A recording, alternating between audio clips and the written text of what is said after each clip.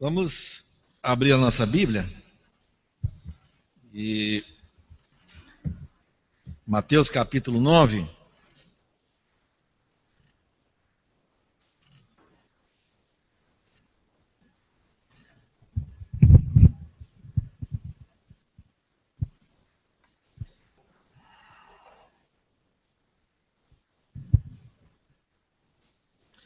Mateus 9:10.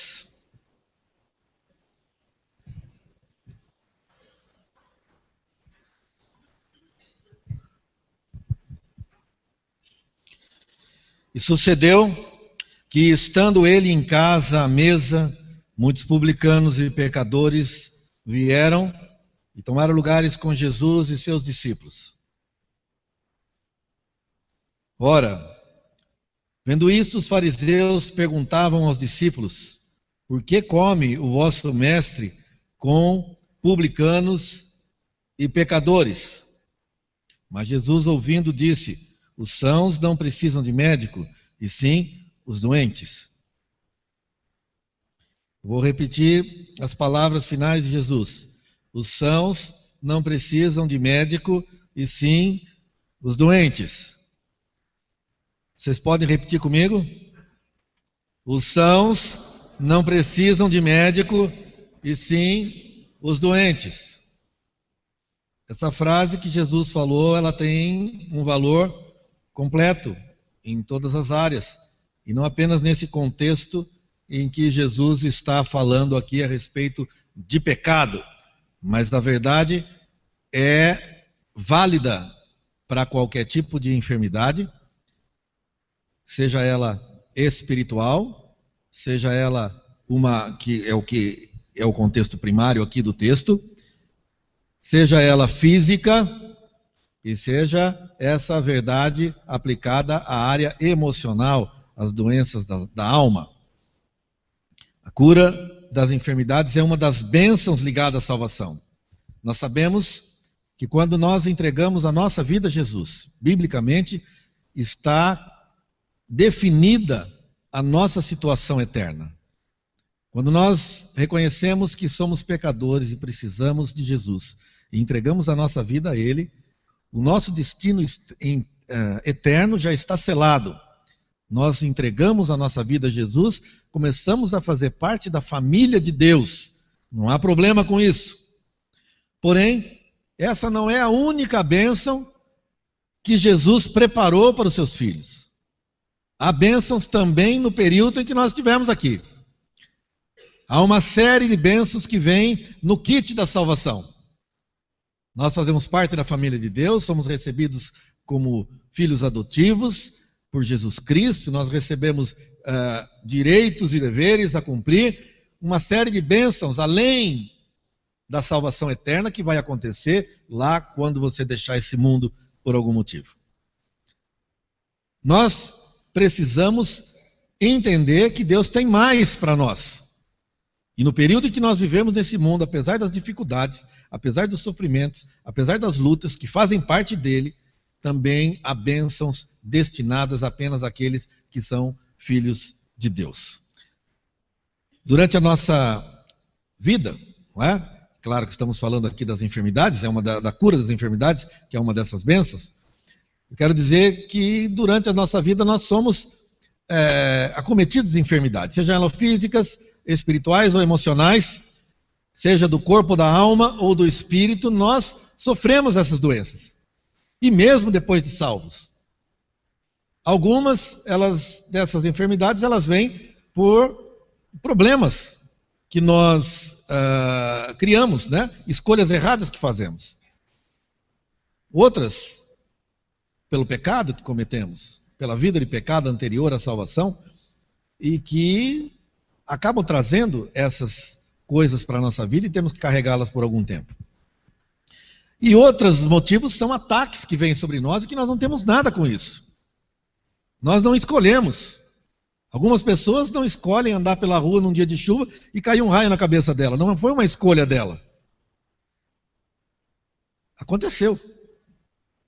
Foi culpa de ninguém. Algumas vezes nós somos atacados emocionalmente. E isso acontece desde o ventre da nossa mãe.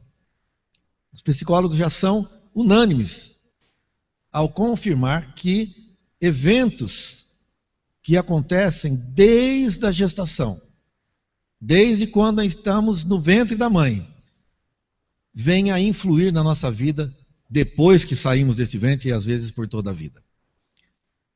Influências externas, elas moldam muitos aspectos da nossa vida. Ataques que vêm sobre nós e que nós não escolhemos e não temos culpa deles, vêm sobre nós e nós temos que lidar com ele por toda a vida.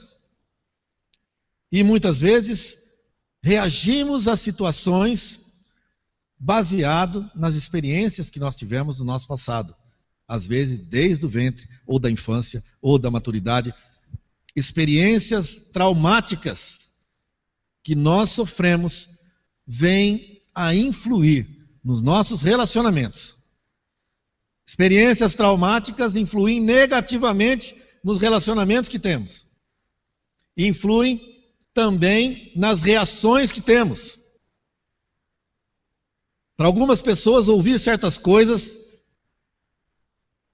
não significa nada.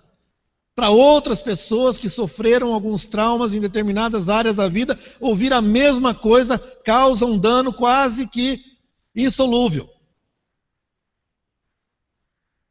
É fácil. Quando você encontra com alguém e alguém vai lá e te dá um abraço e dá aquele tapinha no braço, não é nada para quem não tomou uma injeção. Mas para quem tomou uma injeção, dói, não dói? O tapa é o mesmo, mas a pessoa que recebe não é a mesma. E isso acontece não apenas nas questões físicas, mas nas questões especialmente emocionais. Criações são diferentes, somos criados diferentes pelos pais. Vivemos vidas diferentes, frequentamos escolas diferentes, tivemos amigos diferentes. E tudo isso foi moldando, foi cada ingrediente do bolo que é você hoje. E todos nós somos defeituosos. Cada um tem a sua vida formada como um bolo com defeito. Às vezes a farinha não foi lá muito boa, ou o açúcar estava estragado, ou sei lá o que é que mais vai. Mas o fato é que o bolo não é perfeito e mesmo assim nós não jogamos fora. É um bolo que tem que passar pela vida. Nós temos que provar bolo que são outras pessoas, que também sofreram as suas influências, que sofreram as suas dores, que sofreram os seus traumas, e nós temos que participar da vida com eles. Eles nos experimentam e nós os experimentamos, especialmente dentro de casa, não é? Marido e mulher, criado cada um de um jeito, cada um sofreu o que tinha que sofrer, porque todo esse sofrimento faz parte do tempero da vida. Cada um foi machucado de algum jeito e tudo isso faz parte do tempero da vida. E juntamos duas pessoas com todas as chances possíveis de não dar certo. Mas esse moldar é obra de Deus. E aí temos que reagir de uma forma adequada dentro do nosso casamento e dentro de qualquer tipo de relacionamento. Às vezes, veja, eu estou dizendo para você que todos nós somos como um bolo defeituoso. Todos nós somos. Não há um perfeito. Perfeito passou 3 anos e meio aqui e foi embora. Nos deixou só o seu espírito para cuidar. Mas perfeito não tem nenhum. Porém, nem sempre admitimos as nossas imperfeições. Às vezes, não admitimos por orgulho. Às vezes, não admitimos simplesmente porque nem percebemos. Nós aprendemos a conviver com os nossos defeitos, com as nossas dores. Nós ajeitamos a nossa vida dentro delas. E não percebemos muitas vezes que temos problemas. E Jesus diz, não precisam de médico aqueles que não estão doentes. Passei por uma experiência com meu pai, que era muito teimoso, e ele nunca precisava de nada. Às vezes estava capengando lá e não precisava de nada. Ele dizia que não tinha nada, e na cabeça dele ele não tinha nada, ele não precisava de médico. Eu lembro de uma vez que nós conseguimos arrastar o meu pai para um médico. Quer dizer, algumas vezes trágicas, né? Mas essa específica, levamos meu pai para o médico. E lá diante do médico, eu, o meu pai e a minha mãe. E meu pai lá já tinha perdido até uma perna por problemas de saúde, mas não admitia. Aí chegamos lá, o médico perguntou: o que é que o senhor tem? A resposta dele foi: pergunta para eles. Eles que me arrastaram aqui, eu não tenho nada. O médico falou: se o senhor não tem nada, eu não posso fazer nada pelo senhor. Pensei comigo, agora ele vai dizer o que ele tem. Ele disse: então vamos embora. Não precisam de médico os que não estão doentes. Jesus estava falando essas coisas, essas palavras que eu li com vocês aqui, de Mateus capítulo 9, com os fariseus e também com publicanos e pecadores. Os fariseus não se achavam doentes. Eles não viam problema neles. E, portanto, o médico Jesus passou por esse mundo e não pôde curá-los. Mas publicanos e pecadores foram curados, porque reconheceram que eram doentes, que precisavam de cura, que precisavam de Jesus. E nós temos muitos que vivem hoje achando, como meu pai e como os fariseus, estão doentes, mas não percebem a sua doença, não admitem, convivem com elas. E, portanto, Jesus não pode fazer nada por eles. Assim como aquele médico disse: meu pai, não tenho o que fazer pelo senhor se o senhor não tem nada. E ele se levantou e foi embora. E eu fiquei com aquela cara de pamonha, não muito diferente dessa. Assim, muitas vezes Jesus se retira do nosso meio, se retira do nosso lado, porque não admitimos a necessidade de cura que temos e que só Ele pode nos dar. Quero falar hoje a respeito desses ataques que sofremos. Não vou falar daqueles que nós procuramos, alguns nós procuramos, mas que vêm afetar a nossa alma. Ataques que só tem um que pode curar, que é o Senhor Jesus Cristo.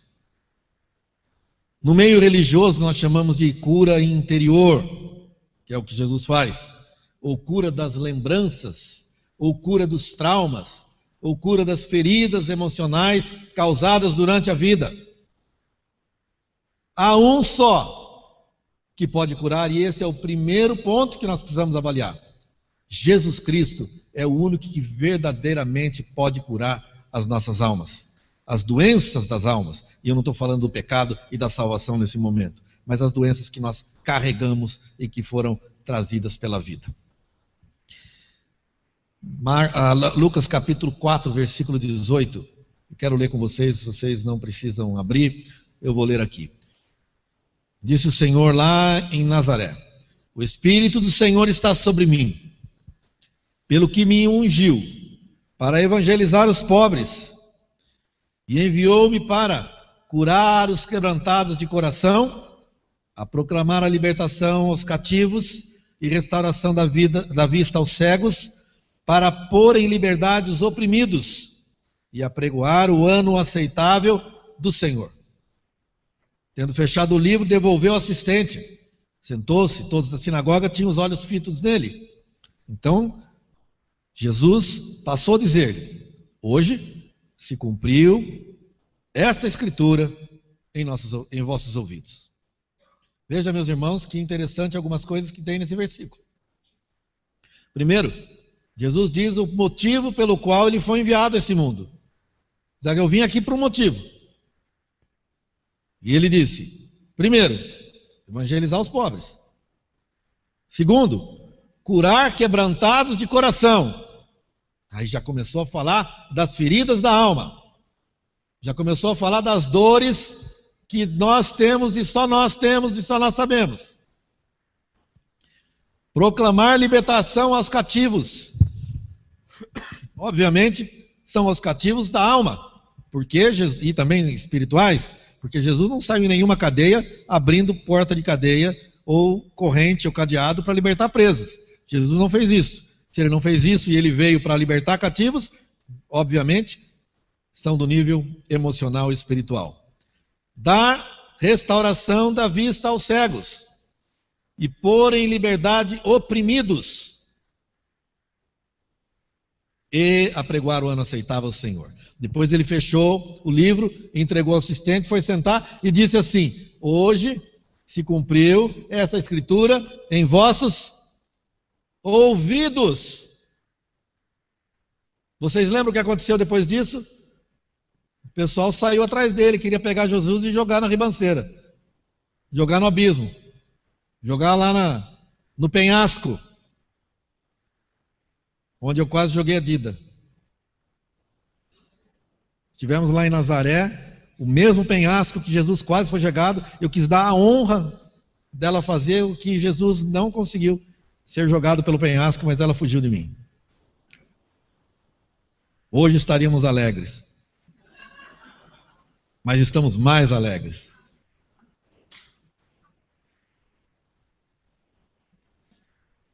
Por que quiseram jogar Jesus?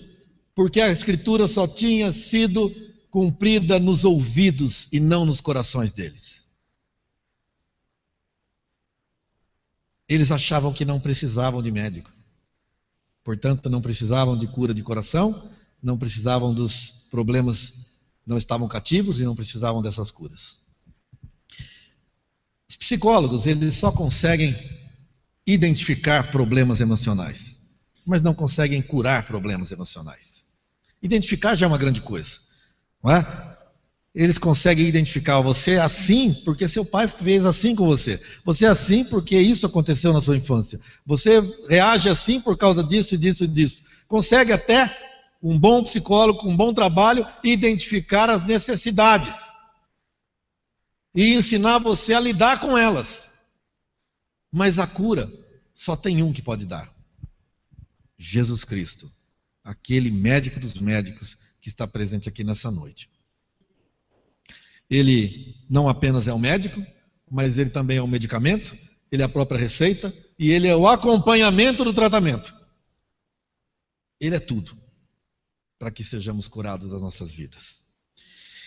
Salmo 147 diz assim: ele cura os que têm o coração partido e trata dos seus ferimentos. Isaías 57:15 diz: porque assim diz o alto, o sublime, que habita a eternidade, o qual tem o nome de santo. Olha o que ele diz: habito no alto e santo lugar, mas habito também com o contrito e com o abatido de espírito, para vivificar o espírito dos abatidos e vivificar o coração dos contritos. Se você está aqui nessa noite com o coração abatido, é com você que o Senhor quer tratar nessa noite. A cura interior, então, é um processo onde está envolvido Deus e está envolvido você também. É um trabalho contínuo de Deus, baseado nas nossas reações à sua palavra e o seu ensino. Então eu quero falar aqui de alguns passos que nós precisamos dar para adquirir, para obter a cura das nossas almas. Primeiro, mude o que pode ser mudado, a começar de você. Mude o que pode ser mudado, a começar de você. Eu não consigo mudar uma outra pessoa. Não consigo. Às vezes eu consigo até melhorar um relacionamento baseado nas minhas próprias atitudes. Conforme eu ajo melhor, recebo o melhor dela. Mas isso nem sempre é possível. Agora, mudar as pessoas, eu não consigo. Se você, marido, está tentando mudar sua mulher, esqueça. Se você, mulher, está tentando mudar seu marido, esqueça. Mude você, porque você pode ser mudado por você.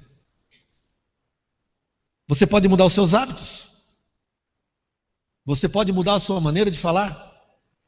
Você pode mudar o seu conceito da vida. Você pode mudar a sua visão das coisas. Você pode mudar muitas coisas.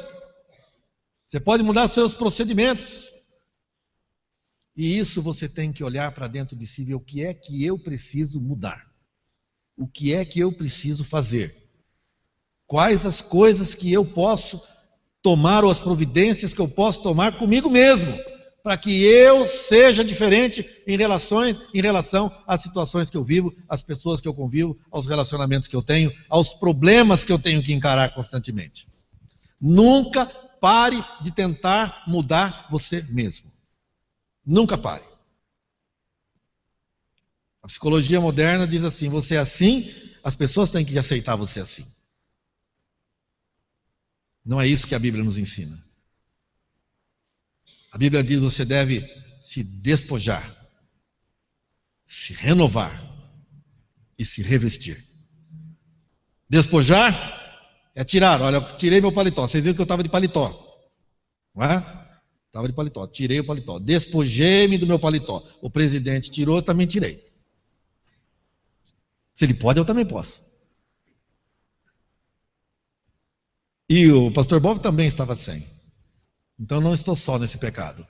Me despojei desse paletó. Agora, eu tenho que me renovar, segundo a Bíblia, de um novo. Revestir-me de um novo. Isso é mudança. Em mim mesmo. Isso é mudança em mim. Não é mudança nos outros. Segundo, aceite o que você não pode mudar. Aceite. Você tem que conviver com aquilo que você não pode mudar. Às vezes você tem que contornar e continuar seu rumo. Às vezes você tem que olhar e falar, não posso passar daqui. Eu tenho que me conformar com isso. Há coisas nesse mundo que nós não podemos mudar. E do mesmo jeito que eu disse, não pare de tentar mudar a si mesmo, eu vou dizer o inverso. Pare de tentar mudar o que você não pode mudar. Você não pode mudar o seu passado. As pessoas fizeram coisas que te afetaram.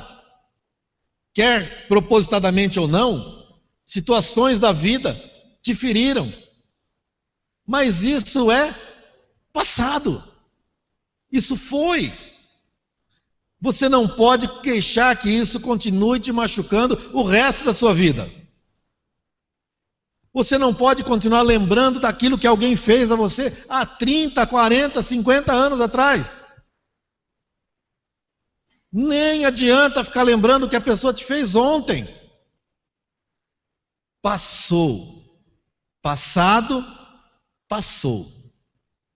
Já ouviram dizer? Não adianta chorar o leite derramado. Verdade ou não é? Cuida do pouquinho que sobrou e limpa a sujeira que caiu. Porque não dá para fazer nada com aquilo que se foi.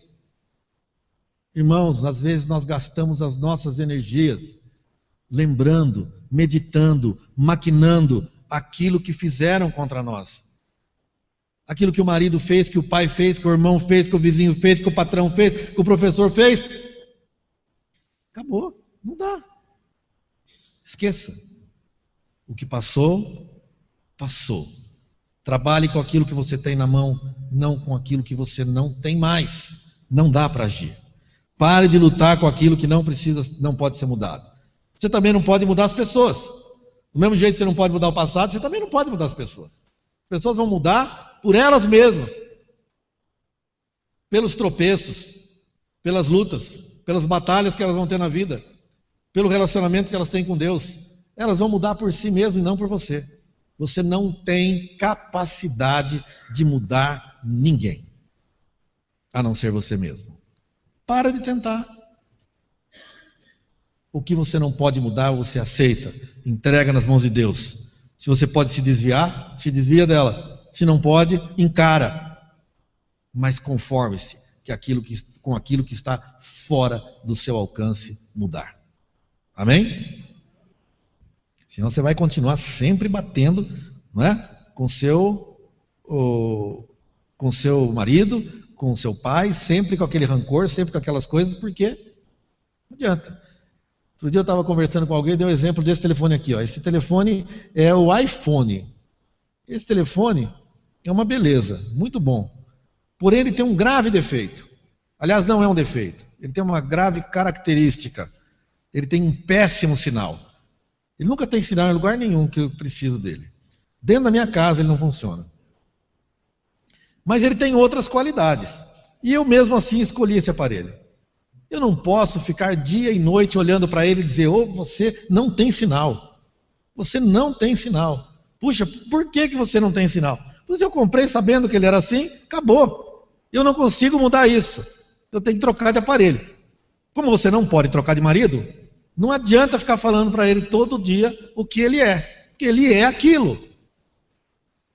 Ore para que Deus o mude. Deus pode fazer milagres. Terceiro, então primeiro, não mude o que pode ser mudado, especialmente você. Não mude ou não tente mudar o que não pode ser mudado. Pessoas, situações já vividas. E terceiro, não culpe os outros pelo que você sofreu. Isso é difícil, mas é parte de uma cura interior e que não pode ser deixada de lado. Não culpe os outros. Culpar os outros só cria mais problemas. Veja o que disse um escritor, um pastor chamado Dale Galloway, no seu livro Reconstrua Sua Vida. Ele diz assim: o homem só se torna um fracassado depois que começa a culpar as outras pessoas. O homem só se torna um fracassado quando para de olhar para si e começa a culpar os outros. O que eu sou é culpa dele. O que eu estou passando é culpa dele. É culpa, é culpa, é culpa. Já começou lá no Éden, não é? Adão já começou culpando Eva e culpando Deus. Ele culpou Deus, né? Quando ele disse: a mulher que o Senhor me deu, então ele também culpou Deus. Primeiro, para não culpar os outros, duas receitas. Primeiro, verifique se o erro não é seu. Pode ser meu. Não é? Comece a olhar para si mesmo. A Bíblia fala isso. Examine-se, pois, o homem a si mesmo. Não manda examinar os outros na hora da ceia. Examine-se a si mesmo. Não é?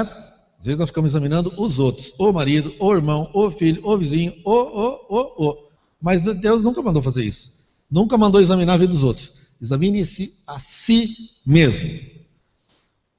Tiago também diz: confessai os vossos pecados, os vossos erros, uns aos outros. Não diz confessar os pecados dos outros, mas os seus. Para isso você precisa olhar para si mesmo. Apocalipse diz: olha, lembra-te de onde você caiu. É possível que muitos dos problemas que nós carregamos foram problemas que nós mesmos criamos. E não adianta ficar dando tiro nos outros. Você olha, reconhece e manda bala. Entrega a Deus, para de culpar os outros. O problema foi seu. Tudo bem, nem sempre é meu. Então, se eu me examinei e não encontrei erro em mim, se eu me examinei com honestidade, né? Com toda sinceridade, não preciso nem contar para ninguém, mas eu mesmo tenho que me examinar. Se eu não encontrei erro em mim, eu posso fazer uma outra coisa: procurar o propósito de Deus em tudo isso. Procurar o propósito de Deus nas coisas que você está sofrendo, ou que você sofreu.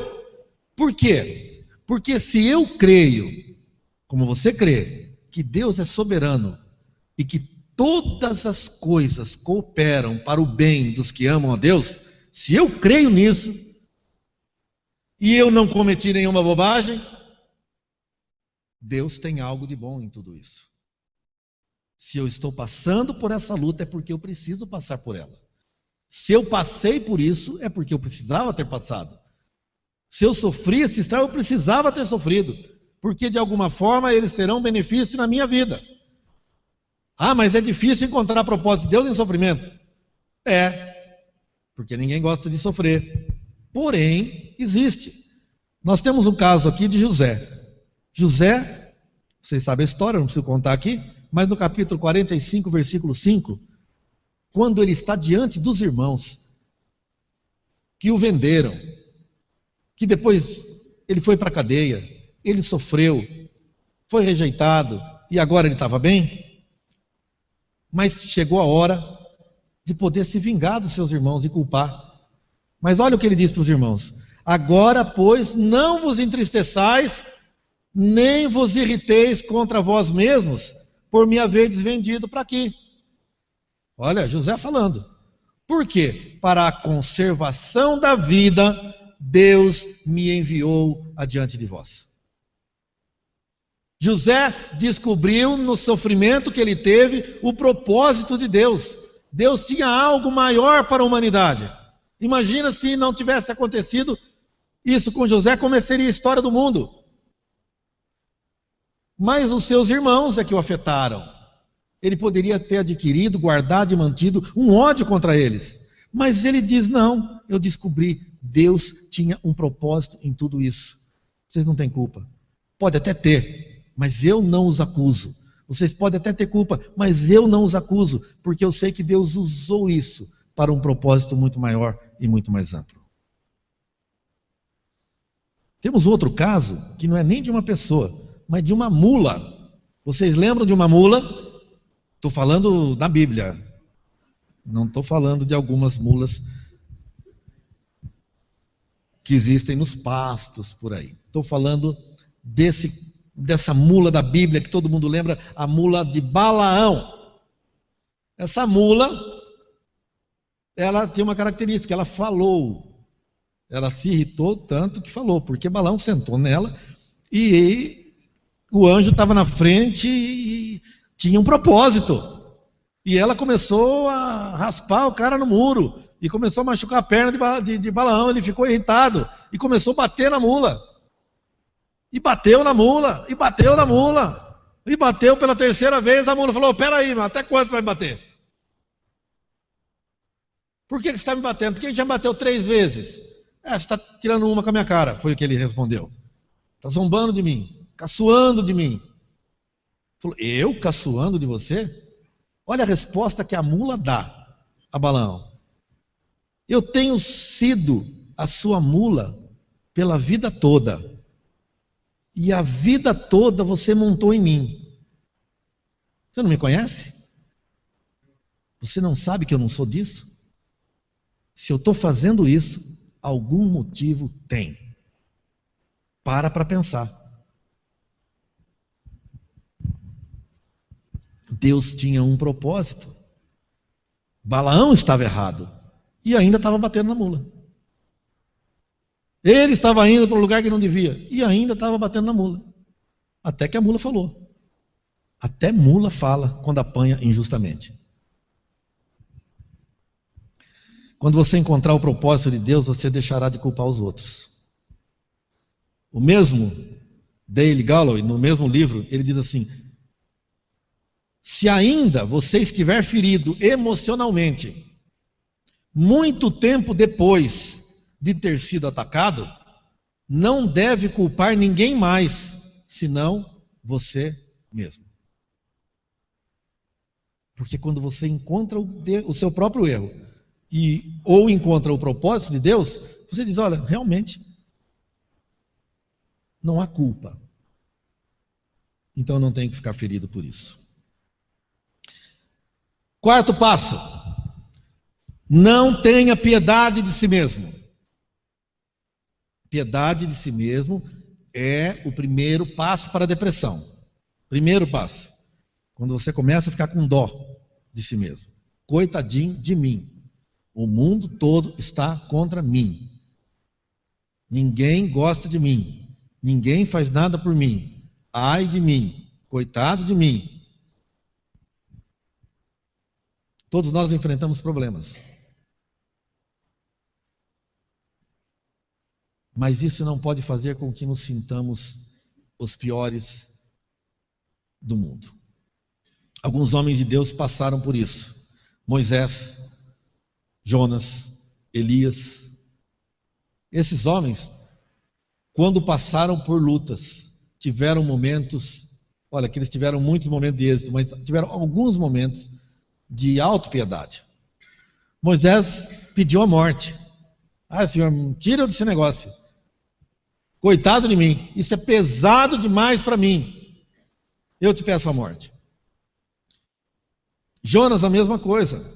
Reclamou, sentou embaixo de uma árvore e ficou reclamando. Porque Deus tirou a sombra dele. Depois reclamou, aliás, antes reclamou, porque Deus não cumpriu a profecia que ele tinha dado. Foi lá falando para todo mundo, apontando dentro na cara, daqui 40 dias, tchau para vocês. 40 dias, tchau. 40 dias, tchau. Eles se arrependeram, Deus não deu tchau. Porque o objetivo era arrependimento. E ele ficou irritado com Deus, pediu a morte. Elias também pediu a morte. Legal é que para todos eles Deus nem ligou, nem sequer respondeu a autopiedade, a autocomiseração. Deus sempre diz, levanta a cabeça, tem serviço. Tem coisa para você, vai e faz aquilo. Deus nem respondeu. Por isso a autopiedade não é mesmo importante, nem deve passar pela nossa mente. Deus tem algo para nós, e isso sim nós precisamos saber. Deus ama você. Deus ama você, quer você tenha feito coisa certa, quer você tenha feito coisa errada. Se você fez coisa certa, você vai receber os benefícios dos seus acertos. Se você fez coisa errada, você vai receber os problemas e as consequências dos seus erros. Mas nem acertos e nem erros mudam o amor de Deus por você. Você não pode imaginar que errou tanto na vida que Deus nem te ama mais. Porque o amor de Deus, ele é incondicional. Coisas que podemos fazer para que Deus nos ame mais, não tem. Cometemos erros e ele vai nos amar menos, também não tem. O amor de Deus por todos os homens é o mesmo. Claro que ele não se conforma com seus erros, e se você tiver que ir para o inferno, vai. Mas vai e ele vai amando você com dores no coração.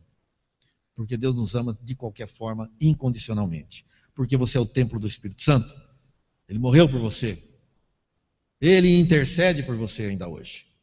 Então, não tenha autopiedade.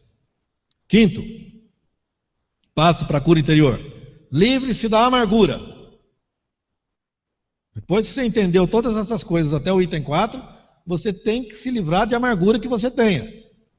A Bíblia fala da amargura como uma raiz. Veja aqui, nós falamos isso lá no acampamento.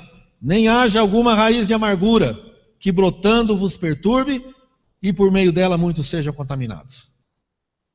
Olha o que a amargura faz. A amargura brota. Primeiro ela é raiz. Olha, não haja raiz. Raiz é aquilo que fica escondidinho, ninguém vê, a amargura está lá. E ela vai crescendo, a amargura está lá. Por cima da terra não aparece, mas a amargura está lá. Você não admite, mas a amargura está lá.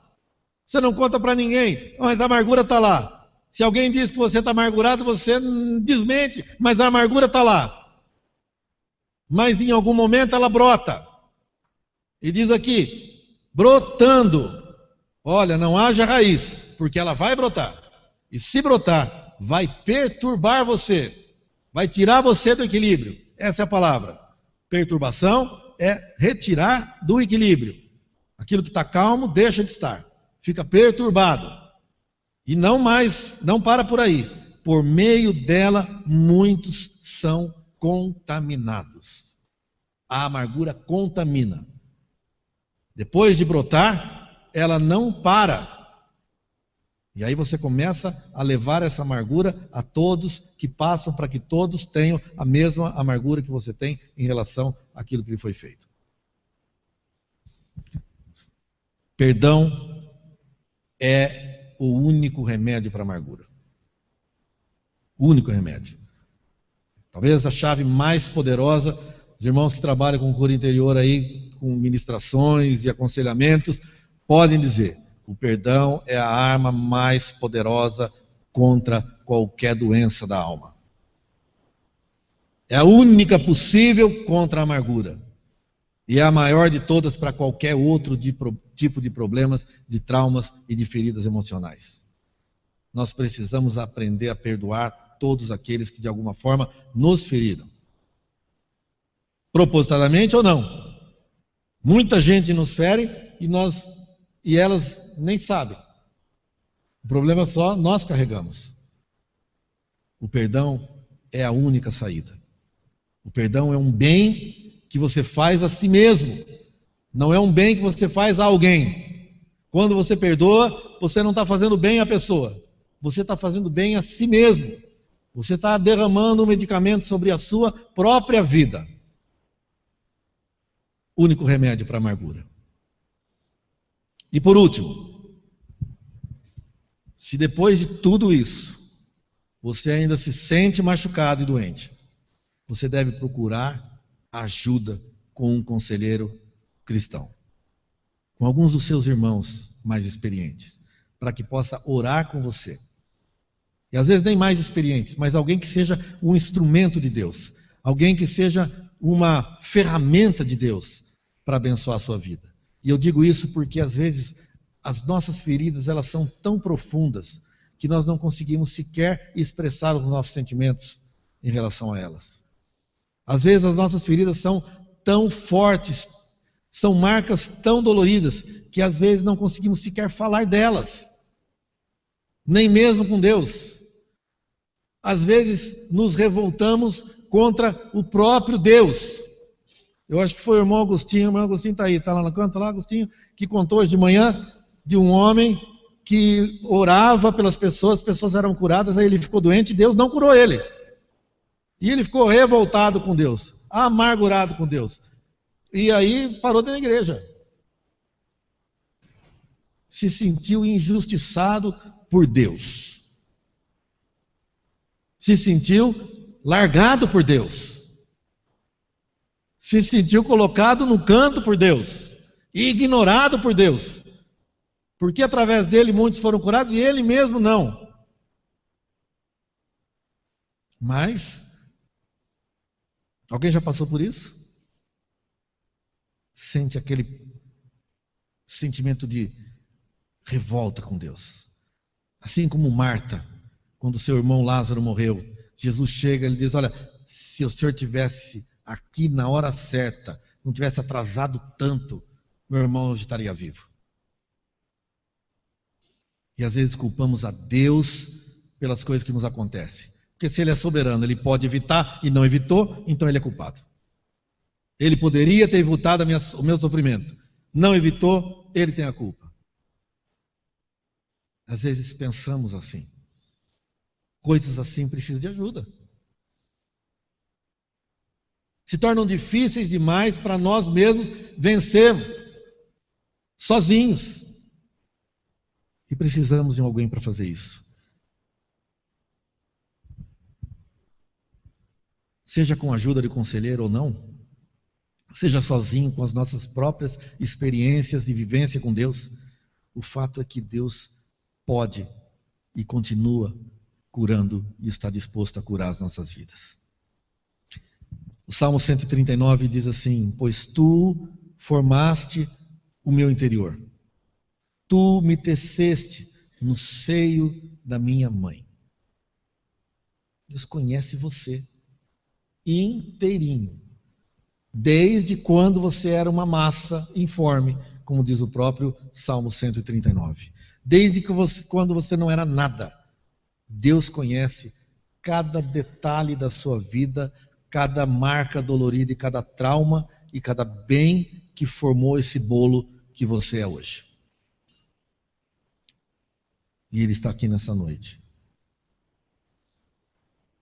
para curar você. Não é para apagar o seu passado. Como eu disse, passado, passou.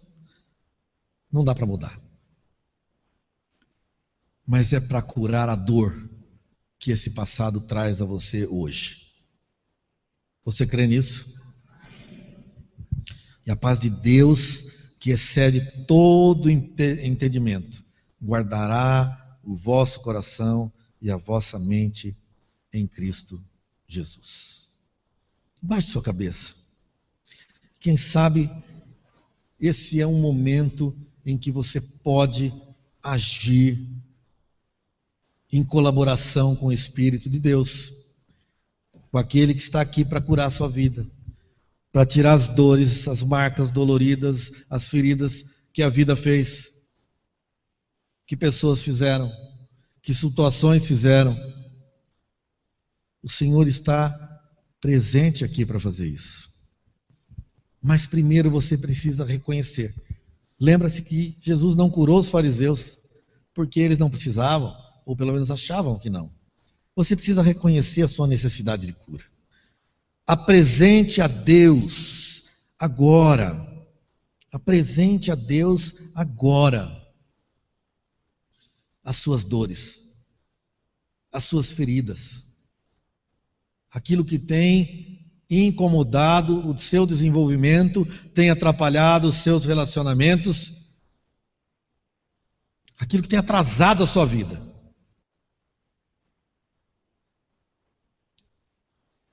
Quem sabe você relacione isso intimamente a uma pessoa. Olha, põe essa pessoa diante de você agora